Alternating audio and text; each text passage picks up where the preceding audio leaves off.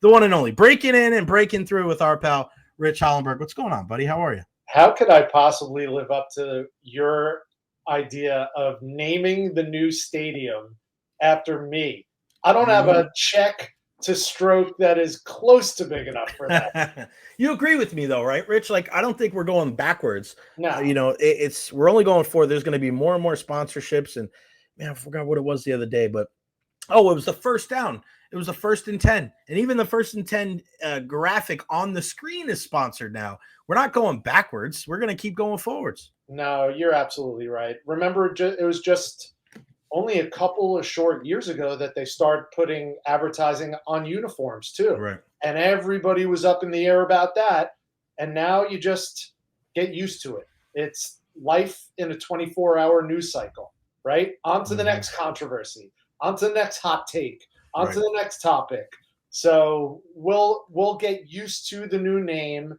It's not Amalie anymore. I remember when it was the Ice Palace. Right. I remember when it was the Thunderdome before it was the Ice Palace. So just be happy that we existed in those times and can fondly remember those times. And progress is progress. You got that right, buddy. And I want to ask you about that because we know that with your cohort coming up, break in, breakthrough, there's still one spot remaining, correct? Or is it filled? I mean, yeah, I like to. I don't want to be disingenuous about it, but I hate saying we're sold out, because things happen, life happens, and people drop out at the last minute, and I don't want to begrudge people who might sign up a little bit later an opportunity to jump in. So anytime I would post a sold out banner, I would get burned by it, and someone would have to drop out. No fault of their own, but we usually try to cap it at a dozen people. We are over that right now, but I'm still taking on all comers just to see how big and how great we can make this. RichHollenberg.com. Go check out all the information on there. I mean, it's incredible the work that Rich has done for current and future and these aspiring broadcasters. And before we talk Rays, I want to ask you about that, the balance of the entertainment value and the information. Because Rich, to be completely transparent and honest, like I even doing this as long as I've been doing it, I still find that balance of, I have to make sure that I'm entertaining it and get that aspect of it, because I'm a geek and I'm a nerd when it comes to the information sometimes, right? And talking about every sport and just one or two. And I'm not the hot take guy. I'm not somebody, and that I'm not a guy that's just going to say something to say something. Like if I say something, even if it's against the grain a little bit, I've researched it, and that's what I truly believe. How do you kind of communicate that to your students and say, hey, like, there is that fine line, there is that balance between entertainment and information? Because I think if you go one way or the other, and that's not who you really are, it comes across as disingenuous, and I think it can backfire big time. Yeah, that's a lot to unpack. So I'm glad we have the time to do it. Yeah. First off, let me start by saying I feel very confident I could speak for your entire fan base, of which I am part of, when I say, a la Billy Joel, we love you just the way you are. Thank you, my friend. By the way, shout out to that Billy Joel and So It Goes documentary on HBO Max. Phenomenal. Oh, God, if you haven't seen it, and even if you like Billy Joel and don't love him like I do, got to watch it. Got to invest the 5 hours or so of the 2 parts. It was amazing. But back to what you asked me, and this is what I would say. I always say, and I don't think I'm the first, I'm certainly not the only one to describe it this way, we are in the edutainment business, right? The goal, ultimately, is to entertain while you are educated, or vice versa. Right. You want to educate while you're entertaining them, one or the other. You want to educate while you're entertaining, or entertain while you're educated. Right. They both lead toward the same goal, which is one word that I tell everyone who I mentor: access. That's what we provide as sports broadcasters, you, me, anybody who's in this business. We provide access to our audience. Most people, fans, don't get to speak to the head coaches, the general managers, the players, all of the principles of the sports that we are fanatic about on a regular basis, like we do. Not all of us as fans have the best seat in the house, literally or figuratively, at any sporting event that we want to go to. You and I have sat together in the press box at Raymond James Stadium. And look, I'll only speak for myself when I say there are still times, and I've been in this business for 30 years, there are still times that I'll kind of look around and go, holy crap, I can't believe that this is what I do and I get paid to do this. I have the best seat in the house. So it's a literal and a figurative thing. You want to ultimately provide the audience with access. And you do that by entertaining them and educating them with stories, with anecdotes that you've heard, with information, to your point, that you have gleaned from the people who are the experts, whether it's the players, the coaches, or even an analyst who you're working next to, which I do a lot in baseball season and in basketball season. So that's what that is one of my initial charges to my troops, to the alumni and to the current students in the Break-In and Breakthrough program. I say never lose sight of the fact that you need to be an authority on every topic you talk about, but you also have to be accessible. You have to be likable. And I like to group things by alliteration. So I use those two words, authority and accessibility, because they're easier to remember. That's what the ultimate goal is. Those two A's equal the one big A, access. Yeah, it's a great point. And what would you say? And I remember getting into radio 12 years ago now, and one of the big things was don't try to sound like somebody else. Don't try to, whether it was Mike and the Mad Dog or Colin Cowherd. What's that? Is that the same thing? What's the one thing that you see from young aspiring broadcasters when you look at them and you go, whoa, bro, like, what's the one thing that you look at and say, maybe you shouldn't do that. Try to create your own voice. Is there something, is that still the same thing, or is there something different now? It is exactly the same thing. One of the things that I promise when aspiring sportscasters, either in high school, in college, or even in their first or second or third jobs in the business, sign up. I tell them, I will not promise or guarantee you a job, but what I will promise you is I'll show you the roadmap to unlock the most authentic version of yourself. And that's what you want to be on the air. I liken it, Jay, to, you know how much I love food. I liken it to being a chef. You can talk to any chef, any 5-star Michelin rated chef, and they'll tell you it's not what I've done. It's the inspiration that I've culled from all the great chefs before me. Someone once said, and I'm going to butcher this comment, pardon the pun, but someone once said in the food business, there's only a few recipes. Everything else is riffs off of those few recipes. Right. And it's true. And it's the same thing for sportscasting. There is nothing wrong with saying, oh my gosh, I love Chris Russo, so I'm going to borrow a little bit from him. Oh my gosh, Colin Cowherd's dynamite. I'm going to borrow a little bit from him. Jim Nantz, he's my favorite. I'm going to take a little bit from him.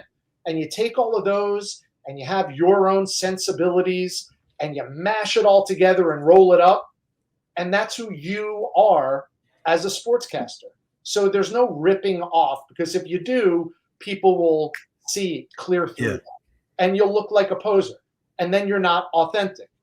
But if you borrow little things from Ian Eagle here, from Joe Davis there, from Dave Mishkin here, from Gene Deckerhoff there, then you combine all those things and it becomes who you are. And hopefully you have the longevity that people just get used to you, because it was the great Red Barber, one of the godfathers of this business, who said, not everyone has to like you. They just have to get used to you. Yeah. And that's what being a sportscaster is.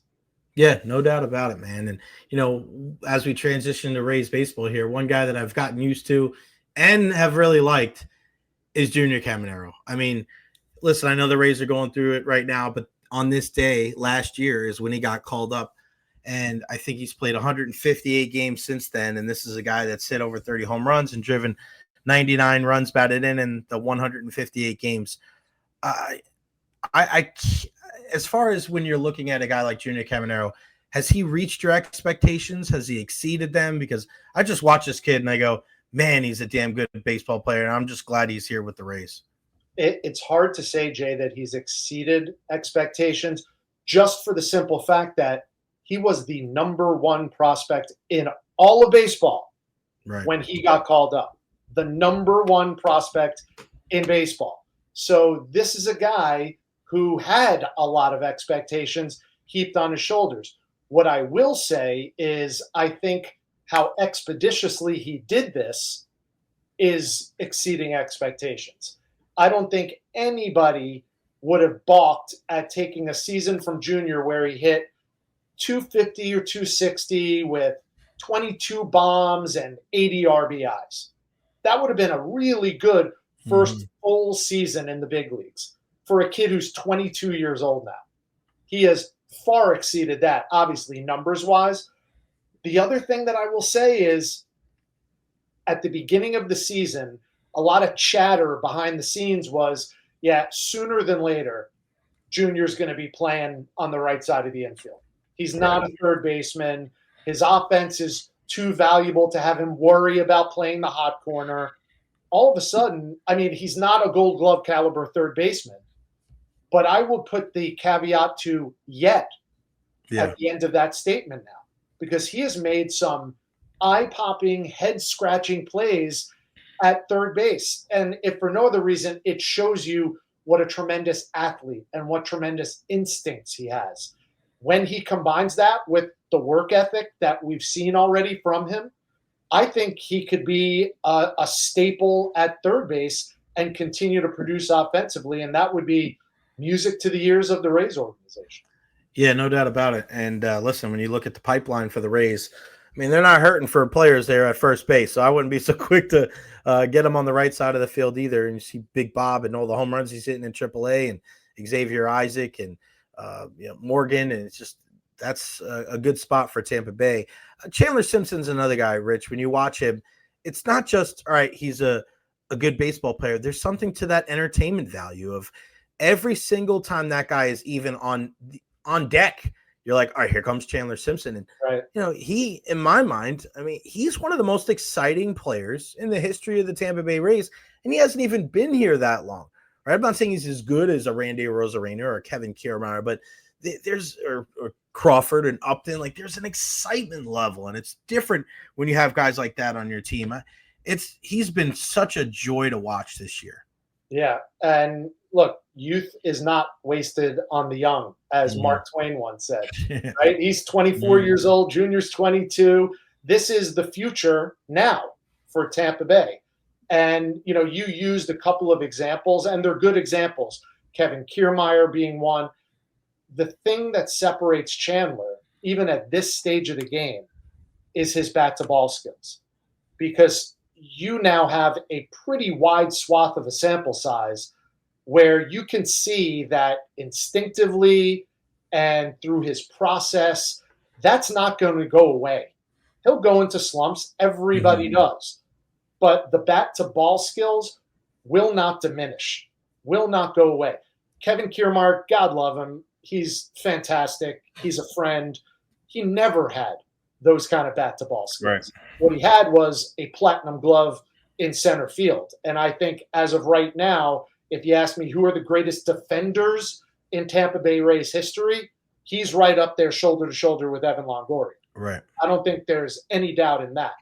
But he was never an offensive force. And Chandler Simpson is almost the reverse of KK.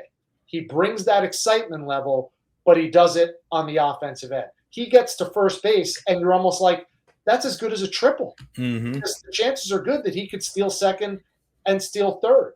So that is terrific. And we've all seen the learning curve. I wouldn't even say the struggles. I would just call it a learning curve playing any of the outfield positions. He has to work on that, and he will continue to work on that, because if there's one thing I've gotten to know about Chandler, and I've spent some quality time with him, is that he is in this for the right reasons, and he's got a work ethic that is in his DNA. And so if he understands what his parameters are and what his limitations are, he's going to do whatever it takes to break through those. Yeah, Junior Caminero and Chandler Simpson, two guys that really make you excited about the future of the Tampa Bay Rays, no doubt. And, when you look at this team, the pitching and defense is something that's been built on for such a long time. But it's just this year, look at the pitching. It's just at times it's just not the Rays. It's not that type of, all right, we know what we're getting with these guys. You look at the ERA, a lot more middle of the pack stuff, the whip middle. Where do you think it kind of went a little sideways when it came to the pitching? Because, you see guys in the bullpen struggling at times, and unfortunately the Rays moved on from a guy like Taj Bradley, who at 24, you thought he was going to be a part of the future. It just seems like the identity of this team that's been just the calling card for the last couple of years, it hasn't been there this year. What can you say is, maybe some of the reasons why that's, occurred? Yeah, well, far be it for me or you or anyone from the outside looking in to have access to the data that the Brain Trust has, and you will not find a bigger Kyle Snyder fan than I am. Mm-hmm. I think he is the best pitching coach in baseball, and it ain't even close, and he has been for a long time. With that said, I think one of the things that has come back to haunt the Rays this year, and it's not necessarily all of their fault collectively or individually, it's that they don't have a quality left-handed starter. Yeah. Shane McClanahan on the shelf all season was that guy. And I think it's more than ironic that last night the Rays get shut-pieced by Jacob Lopez, a lefty who they traded to the Athletics, along with another lefty, Jeffrey Springs. Mm-hmm. And I'm not saying, you can't rewrite history.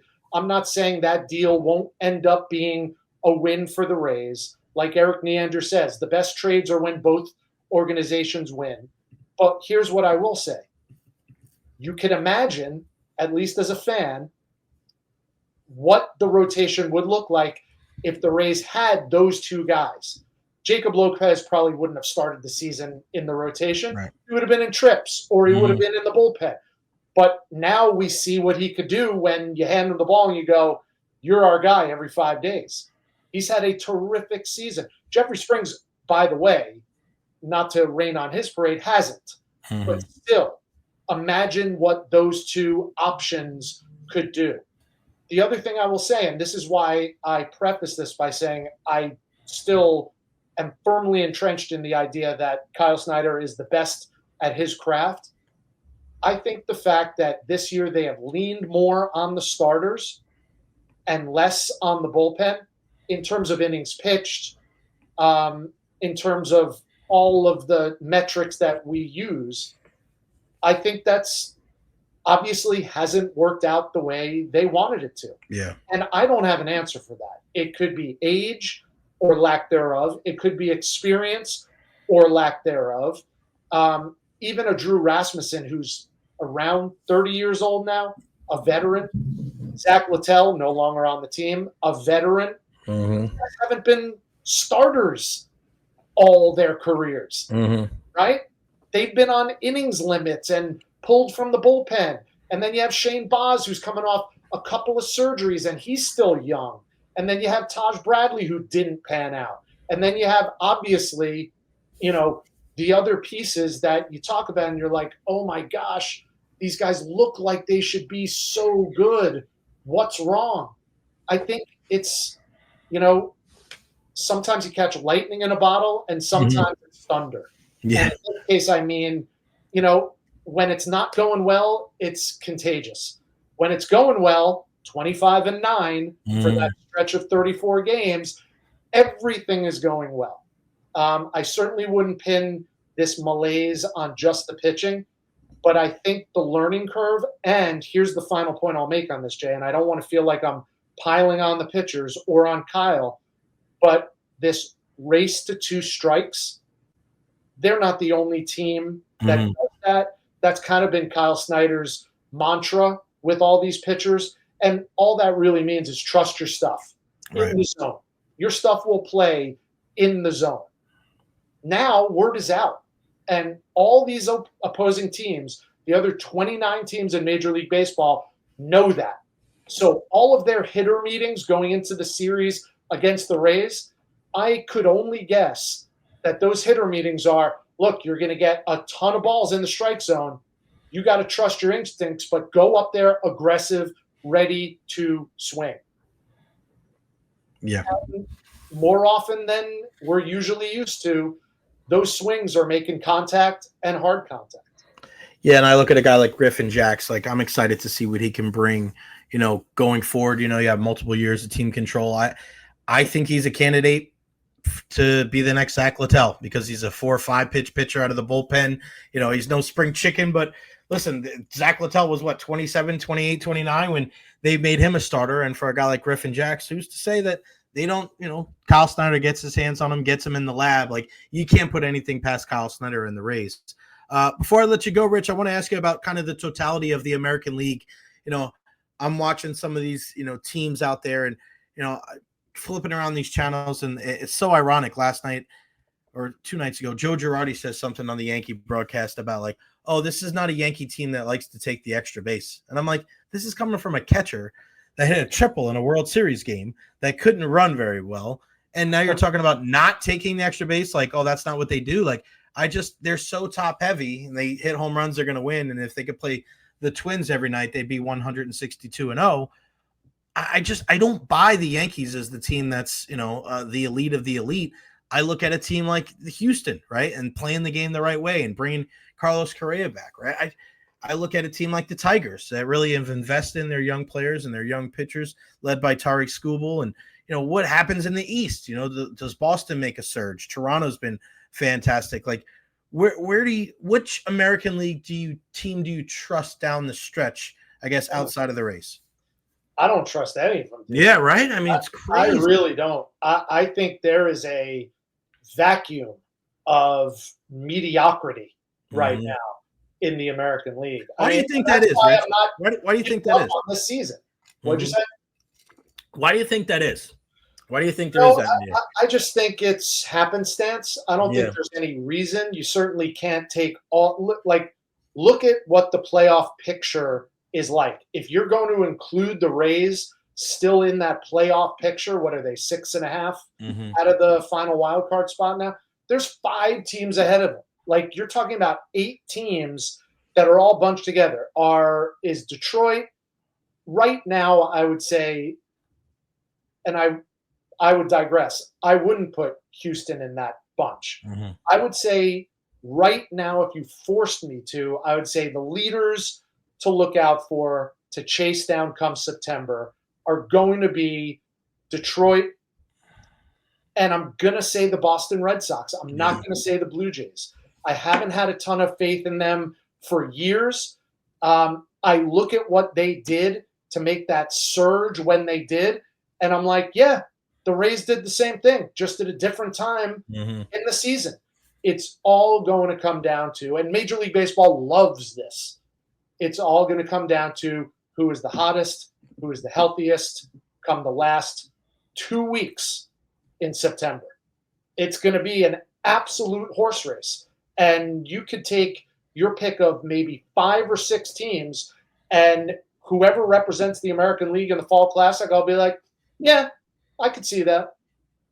Yeah, and they're going against the Dodgers pretty much. There's some good teams. And listen, the Brewers haven't lost since Trisha Whitaker's out here eating pocket pancakes with their coach Pat Murphy. So that's a fun story down the stretch. And don't sleep on the Phillies either. Yeah, the Phillies got a lot of talent, and we didn't mention. Seattle goes out there, they go get Naylor and Suarez at the deadline, and you add that to Julio Rodriguez or Andy Rosarina, Kyle Raleigh. The Mets? My grandma, big Mets fan. She's the one that I really ask, Grandma, how they look? And she goes, they can't hit. And I go, Grandma, that's a problem. She goes, when you have Soto, Lindor, and Alonso and you can't hit, she's like, that's a problem. Shout out to Tampa's Pete Alonso, though. Breaking the record. All-time Mets home run leader now.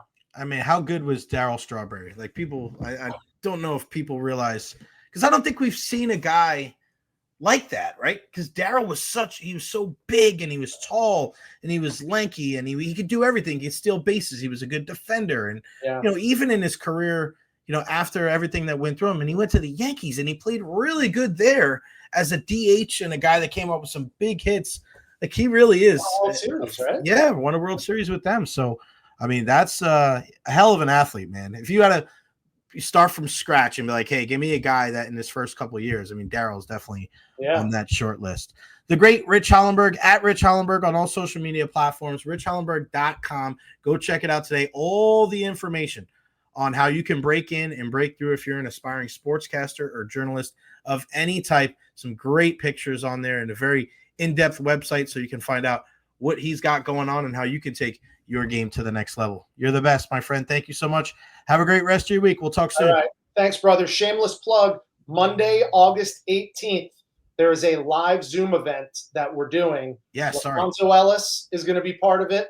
Justin Sua, who maybe Rays fans might be familiar with, he was on staff with them as their mental skills coach for about 5 years. Now he's the CEO of his own corporation, absolutely blowing up.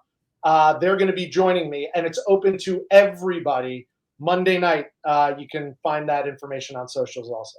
All right, sounds good. We'll definitely share that on our socials too and spread the word. Alfonso Ellis, L.A., Big P, Hanzo Ellis, heck of a player in the NBA as well and does a great job broadcasting too. Thank you, my friend. Thank you. All the best, Jay. You too, pal.